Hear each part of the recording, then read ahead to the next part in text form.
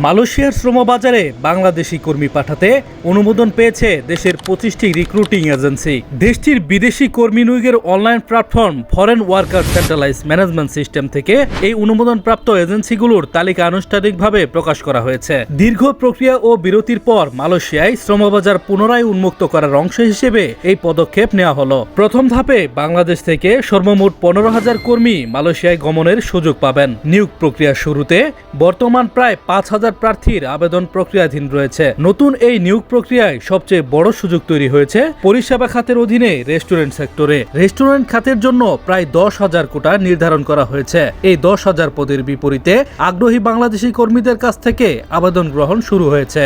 Restaurant বয়, waiter, সহকারী বাবুর্চি এবং রান্নাঘরের সাহায্যকারী পদগুলোতে বিপুল সংখ্যক কর্মসংস্থানের সুযোগ সৃষ্টি হচ্ছে। অনুমোদনপ্রাপ্ত 25টি রিক্রুটিং এজেন্সি ইতিমধ্যে কর্মী নির্বাচন, প্রাথমিক স্বাস্থ্য পরীক্ষা এবং অন্যান্য প্রশাসনিক কাগজপত্র তৈরির কাজ জোর কদমে শুরু করেছে।